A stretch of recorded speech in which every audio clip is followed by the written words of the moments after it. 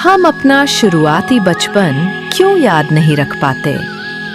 हम हंसते हैं, रोते हैं, सीखते हैं, लेकिन जब हम बड़े होते हैं, जीवन के वे शुरुआती वर्ष जैसे गायब हो जाते हैं।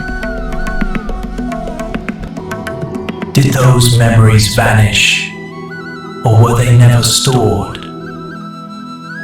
क्या वे यादें मिट गईं?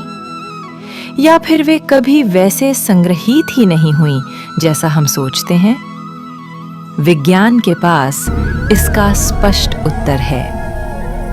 भाग 1। मस्तिष्क अभी विकसित हो रहा होता है। बचपन के शुरुआती वर्षों में मानव मस्तिष्क अभी निर्माण की अवस्था में होता है। दीर्घकालिक स्मृतियां बनाने वाले मस्तिष्क के हिस्से को हिप्पोकैम्पस कहा जाता है। ये हिस्सा जीवन के पहले 3 से 4 वर्षों में पूरी तरह विकसित नहीं होता। इस कारण मस्तिष्क अनुभवों को स्पष्ट और पुनः प्राप्त की जा सकने वाली यादों के रूप में संग्रहित नहीं कर पाता। इसलिए भले ही बच्चे दुनिया को गहराई से अनुभव करते हों, उनका मस्तिष्क उन अनुभवों को स्थायी यादों के रूप में दर्ज नहीं कर पाता। Even though children experience the world intensely, their brains cannot yet record those experiences as lasting memory file. भाग 2। स्मृति को भाषा की आवश्यकता होती है। मानव स्मृति भाषा से गहराई से जुड़ी होती है। वयस्क लोग घटनाओं को कहानियों के रूप में याद रखते हैं। कौन था, क्या हुआ और कहां हुआ। लेकिन छोटे बच्चों के पास अभी मजबूत भाषा कौशल नहीं होता। शब्दों के बिना मस्तिष्क अनुभवों को कहानियों में नहीं बदल पाता। इसी कारण शुरुआती यादें टुकड़ों में संग्रहित होती हैं।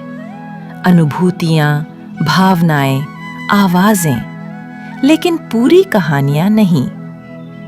बाद में जीवन में जब हम याद करने की कोशिश करते हैं, तो याद करने के लिए कोई कहानी ही नहीं होती। भाग 3। भावनात्मक स्मृति और तथ्यात्मक स्मृति। भले ही हम बचपन की घटनाओं को याद न कर पाएं, मस्तिष्क सब कुछ नहीं भूलता। स्मृति की 2 मुख्य प्रणालियां होती हैं। स्पष्ट स्मृति, एक्सप्लिसिट मेमोरी, तथ्य और घटनाएं। अस्पष्ट स्मृति, इम्प्लिसिट मेमोरी, भावनाएं, आदतें और प्रतिक्रियाएं। बचपन के शुरुआती अनुभव मुख्य रूप से अस्पष्ट स्मृति के रूप में संग्रहित होते हैं। इसका अर्थ है, आप अपनी मां की आवाज याद न कर पाएं, लेकिन आपकी तंत्रिका प्रणाली सुरक्षा को याद रखती है। आप डर को याद न कर पाएं, लेकिन आपका शरीर प्रतिक्रिया करना याद रखता है। भाग 4। बढ़ने के साथ यादें क्यों धुंधली हो जाती हैं? जैसे जैसे हम बड़े होते हैं, मस्तिष्क तेजी से पुनः संरचित होता है। नई तंत्रिका कड़ियां पुरानी कड़ियों की जगह ले लेती हैं। यह प्रक्रिया सीखने में मदद करती है, लेकिन शुरुआती स्मृति मार्गों तक पहुंच को कठिन बना देती है। इसे एक सिस्टम अपग्रेड की तरह समझा जा सकता है। पुरानी फाइलें मौजूद रहती हैं, लेकिन नया सॉफ्टवेयर उन्हें खोल नहीं पाता। But your brain remembers how it felt to be loved or unloved. Sparks and events and implicit memory, emotions, habits, and feelings. Early childhood भाग 5। गहरी सच्चाई तो क्या आपका बचपन खो गया? नहीं, वह आपका हिस्सा बन गया।